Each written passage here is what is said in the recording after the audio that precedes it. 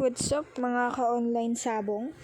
Maraming nagtatanong sa akin kung paano daw ba maging isang online sabong agent. So, paano rin daw ba maging isang online sabong player at kung paano makahanap ng mga players. So, for today's video, dito natin sasagutin yung mga tanong nyo. Pero bago ko sagutin yung mga tanong ninyo, meron muna ako gustong i-share sa inyo kung curious din ba kayo kung ano ba yung mga perks na meron ang mga online sabong agents. Okay? So, tara na't ating alamin. Ano ba yung perks ng pagiging isang online sabong agent? So, unang-una, pinakamagandang perks dito as a online sabong agent is yung kumikita kami ng tuloy-tuloy kahit tulog na kami, nagpapahinga na kami o kaya wala na kaming ginagawa. At syempre, ang kinagandahan niyan, mas maraming player, mas maraming kita kahit mas marami kang walang ginagawa.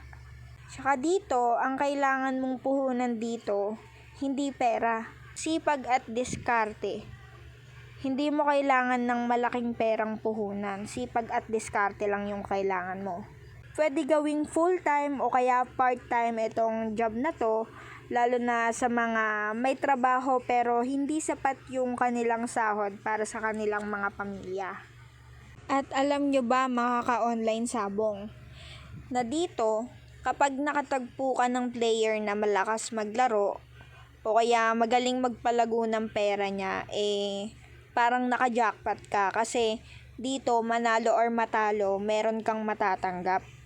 So, the more na tumatagal yung laro niya, mas lumalaki yung kinikita mo sa kanya. Kaya, kung ako sa inyo, kung meron kayong player na magaling tsaka malakas maglaro, alagaan nyo na, tsaka wag nyo na silang hahayaan na mapunta pa sa iba, syempre. Dumako naman tayo dun sa pinaka main topic natin. So, paano ba maging isang online sabong agent? So, napakadali lang guys. Para maging isang online sabong agent ka, ang kailangan mo lang gawin, gamit mo tong referral link ko. Then, mag-create ka dyan ng account mo. After mong makapag-create ng account dyan, chat mo ko, pa-approve mo sa akin yung account mo para makapag-start ka na. So, yung account ko, eto pala yung Facebook account ko guys. Eto, Jermaline Calwing 2. So, eto yung Facebook account ko. Main account ko yan. Di yan dami account. So, kapag nakapag-create ka na ng account dito sa link ko, i-chat mo ko, mag-request message ka, then, aaprobahan ko kaagad. Alright? May mga nagtatanong din sa akin, paano daw ba maging player?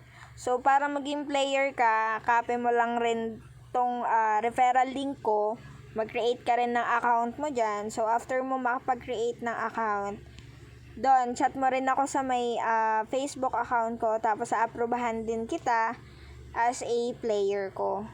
Ganun lang siya kadali.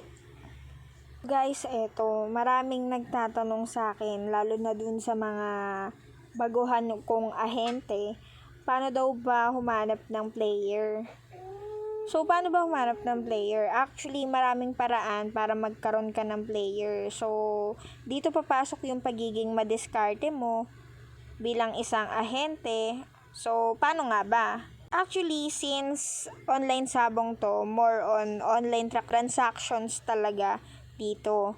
So, pwede kang humanap ng players sa mga FB groups, sa mga friends mo, sa friends of friends mo, or sa mga kapitbahay nyong best friend ng lolo nyong mahilig sa sabong. Actually, yun yung ginagawa ng mga iba. So, mabisa siya sa mga matatanda. Mamahilig talaga magsabong sa mga kapitbahay. Ayun lang yung masasabi ko. Sana may kwenta yung sinabi ko, guys. Kasi yun naman talaga. So, guys, kung curious kayo kung ano ba yung mga nakikita namin dito sa aming dashboard, kapag ikaw ay isang gold agent, simple lang naman, parehas lang din naman sa mga sub-agents. Kung ano yung nasa dashboard nila, ganun din yung sa amin. Ang kinaibahan lang, may mga pagkakaiba gawa ng kaming mga gold agents, kaya naming mag-activate ng mga players para ma-convert siya into sub-agent. So, yun nga yung mga sub-agents namin. And then, ang makikita mo lang naman dito sa aming dashboards is una-una itong referral link. So, ito yon. And then, dito naman sa baba, makikita nyo dito is yung aming current wallet at yung aming current commission. So, since bagong account ko lang to, walang laman yung current wallet ko kasi pinunload ko na siya sa mga sub-agents ko kanina. At yung current commission ko is ito pa lang. Dito naman sa aming mga labels, dito sa sidebars, makikita mo naman dito sa may summary report. Wala ka naman masyadong kailangan malaman dyan. Summary report lang naman siya from the word report, summary, summarize report. So, yan lang yung makikita mo dyan. Then, dito sa commission logs, dito mo naman makikita kung kanino nanggaling yung mga commissions na pumasok sa'yo, kung galing ba siya sa direct player mo or kung galing ba siya sa sub-agent mo. So, dito mo makikita yon. Lumapad na naman siya. And then, meron din tayong loading stations dito. Merong drop bar tong wallet. So, yung wallet station, meron siyang, makikita mo dito, meron siyang 2 types of wallet. Wallet station, tsaka wallet logs. So, sa wallet station, pag may agent or player kang gustong magpa-cash in sa'yo, dito mo gagawin yon sa wallet loading station. Sa wallet logs naman, ang makikita mo naman dito mo naman makikita lahat ng deposit and withdrawals transactions mo. Date, time, amount is included na. Nandirito na rin yun. So, all informations nandiyan na siya. So guys, after naman natin dito sa loading station, punta naman tayo dito sa players. So dito sa players, ang makikita mo dito is 3 labels. Active players, for approvals, and deactivated. So dyan, pag clinic mo tong active players, sa makikita mo dyan, list of your active players. So dito, sa action, meron kang makikitang convert as agent. So pag gusto mong gawing ahente yung iyong player, pwede mo siyang i-convert as agent dyan. So i-click mo lang yan, tapos are you sure? Yes, kung sure ka ba, or kung hindi, cancel. Dito naman po sa may for approvals, dito naman papasok yung mga nag-registered dun sa may link mo. So, kapag magpapa-approve na sila na account nila, dito sila papasok sa for approval players. So, tatanungin mo ano yung username nila para ma-determine mo kung ano ba yung i-activate mong account. So, i-activate player mo lang kapag gusto mo. So, ayun. And then, dito naman sa may deactivated accounts, so far, wala pa naman akong dinada-activate. So, dito papasok yung mga deactivated accounts kapag nag-deactivate ka ng mga players mo. So, after naman natin dito sa players, let's go for players cash in, cash out. So, meron din siyang 3 labels. So, meron siyang deposits, withdrawals, and request history.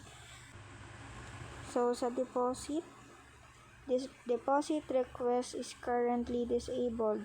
You can still deposit on your wallet station. So, hindi ko alam bakit wala tayong nakita doon. Pero yung pagde-deposit naman kasi, pwede naman siyang gawin dito sa wallet station pag magde-deposit ka sa mga player mo kapag magka-cash in or cash out ka. So, dito naman sa withdrawal, kapag meron kang player or meron kang agent na nagwi-withdraw na ng pera or gusto na nilang mag-cash out, dito naman yun papasok. So, ipoprocess mo lang kapag gusto na nilang i-cash out. So, eto naman, hindi niya na tinuloy yung pagka-cash out niya or yung pag-withdraw niya. Kaya may nakalagay dito na warning the user has insufficient funds. Kasi ang fund na lang niya sa kanyang account is 0.49. Okay? Then, dito naman sa request history, wala pang nagre-request. So, wala tayong pending withdrawals. Kasi kapag ka meron naman, ina-assist ko naman kagad. May agent list. So, makikita nyo naman dito yung list ng mga agents ko.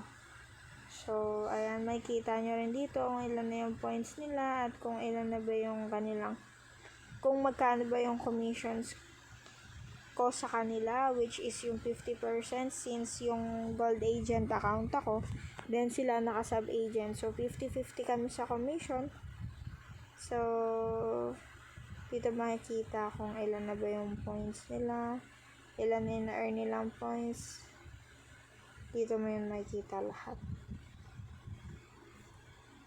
So, yun lang guys. Wala na.